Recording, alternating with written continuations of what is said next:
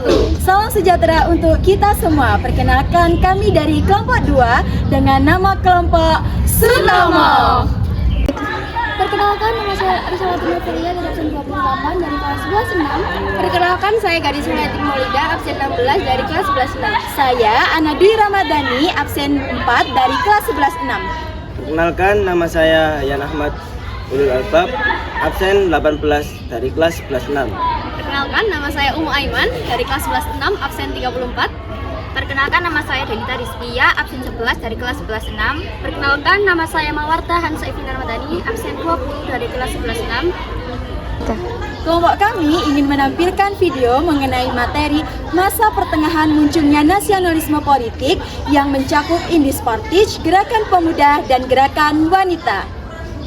Sebelumnya, kami akan menampilkan yel-yel dari kelompok Sutomo. Timur ke barat, Sutomo paling hebat. Siap berkarya penuh semangat dan tekad. Jadi pemimpin bisa jadi juara, bisa kita semua pasti bisa. Masa pertengahan munculnya nasionalisme politik adalah gerakan modern yang muncul pada akhir abad ke-18 dan ke-19 di Eropa sebagai reaksi terhadap revolusi Prancis dan revolusi industri, dan kemudian menyebar ke Asia dan Afrika pada awal abad ke-20, di mana bertujuan mengusir penjajah dan mencapai kemerdekaan. Dalam masa ini akan mencakup Indis Partij, Gerakan Pemuda, serta Gerakan Wanita. Indis Partij.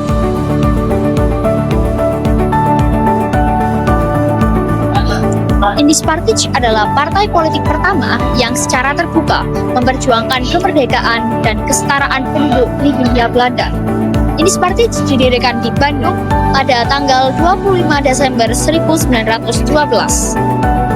Dalam pendiriannya, organisasi ini didirikan oleh 3 tokoh atau yang biasa disebut dengan 3 serangkai, yaitu Ernest Francois, Eugene Dowsteker,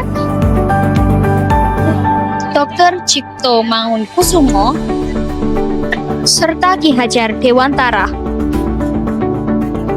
Tujuan berdirinya Indis Partij adalah untuk memperjuangkan hak-hak bumi putra dan orang-orang Indo dalam membangun patriot-patriot untuk mencintai tanah airnya. Sedangkan dalam perjuangannya, Indis Partij melakukan kritik radikal terhadap pemerintah kolonial Belanda, penerbitan tulisan-tulisan kritis dan satir di surat kabar seperti The Express, penyebaran gagasan nasionalisme melalui propaganda, pendirian cabang-cabang di berbagai kota, serta kampanye anti-diskriminasi dan pendidikan politik untuk membangkitkan kesadaran masyarakat demi mencapai kemerdekaan Hindia Belanda. Gerakan Pemuda. Gerakan Pemuda adalah upaya terorganisir oleh kaum muda untuk mewujudkan atau melawan perubahan sosial. Gerakan ini dipicu oleh kesadaran akan penderitaan akibat penjajahan, munculnya kaum terpelajar pasca politik etnis, keinginan untuk bersatu melampaui kedaerahan, serta aspirasi untuk meraih kemerdekaan dan memajukan bangsa. Gerakan Pemuda ini akan melahirkan beberapa organisasi seperti Budi Utomo, Sarekat Islam, Indis Partij, Taman Siswa, Perhimpunan Indonesia, Partai Nasional Indonesia, Jong Java, Partai Indonesia Raya, Jong Celebes, dan Jong Sumatera Nippon. Berikutnya adalah Kongres Pemuda. Kongres Pemuda terbagi menjadi 2, Kongres Pemuda 1 dan Kongres Pemuda 2. Kongres Pemuda 1 diselenggarakan di Jakarta pada tanggal 30 April sampai 2 Mei pada tahun 1926 di Gedung Katolike Jongelingen Bonn. Kongres ini bertujuan untuk mempererat persatuan organisasi pemuda yang masih bersifat kedaerahan. Hasilnya belum melahirkan keputusan besar, tetapi berhasil membentuk Perhimpunan Pelajar-Pelajar Indonesia atau biasa disebut dengan PPPI. Sebagai wadah bersama, Ketua Kongres adalah Sugondo Jojo Puspito dengan jumlah peserta sekitar 100 orang yang mewakili berbagai organisasi pemuda. Berikutnya adalah Kongres Pemuda II. Kongres Pemuda 2 diadakan di Jakarta pada tanggal 27 sampai 28 Oktober 1928 yang berlangsung di 3 tempat, yaitu Gedung Katolik JVB, Gedung Osjava Bioskop, dan Gedung Indonesia C Clubhouse. Kongres ini bertujuan untuk menegaskan cita-cita persatuan Indonesia. Hasilnya sangat penting karena melahirkan Sumpah Pemuda. Untuk pertama kalinya lagu Indonesia Raya ciptaan W.R. Supratman diperdengarkan dan bendera merah putih dikibarkan sebagai simbol persatuan. Ketua Kongres masih dipimpin oleh Sugondo Jojo Puspito dengan jumlah peserta sekitar 750 orang dari berbagai organisasi pemuda, pelajar, dan masyarakat umum. Masa berikutnya adalah Gerakan Wanita. Apa itu Gerakan Wanita? Gerakan Wanita Indonesia atau disebut dengan Gerwani merupakan organisasi pergerakan kaum perempuan untuk mencapai kesatuan gender, meningkatkan status, serta memperjuangkan hak-hak mereka di masyarakat dalam berbagai aspek seperti politik, ekonomi, sosial, dan budaya. Gerakan Wanita Indonesia berdiri pada tanggal 4 Juni. Selanjutnya, tokoh-tokoh Gerakan Wanita. Tokoh Gerakan Wanita yang pertama adalah R.A. Kartini. R.A. Kartini merupakan pelopor emansipasi wanita yang memperjuangkan kesetaraan hak perempuan melalui pendidikan.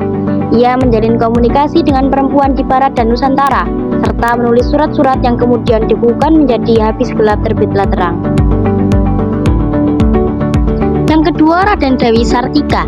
Raden Dewi Sartika mendirikan sekolah istri pada tahun 1904 untuk memberikan pendidikan informal kepada perempuan, seperti menjahit dan melukis, agar mereka dapat mandiri dan terampil.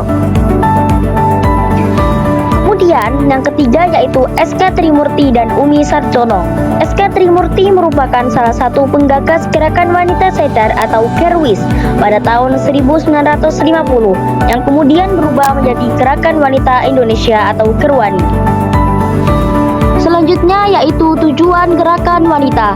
Gerakan Wanita didirikan untuk memperjuangkan kesetaraan hak dan martabat perempuan dalam berbagai bidang, terutama pendidikan, sosial, dan politik, karena perempuan seringkali dipinggirkan dan dibatasi hak-haknya. Gerakan ini muncul dari kesadaran akan ketidakadilan gender, dipengaruhi oleh pendidikan barat dan gerakan nasional serta internasional, dengan tujuan agar perempuan mampu berpartisipasi secara aktif. Nah, kapan sih pelaksanaan Gerakan Wanita?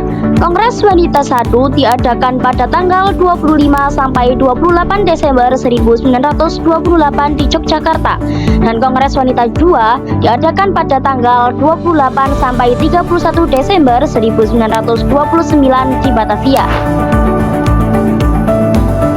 Kemudian, hasil dari Kongres Wanita Indonesia yang ke-1 dan yang kedua. Hasil dari Kongres Wanita Indonesia yang ke-1 adalah munculnya Organisasi Perempuan Perserikatan Perempuan Indonesia atau PPI, yang kemudian berganti menjadi Perhimpunan Istri Indonesia atau IPII dan Istri Sadar. Dan hasil dari Kongres Wanita Indonesia yang kedua adalah memutuskan bahwa organisasi perempuan akan turut serta memperbaiki.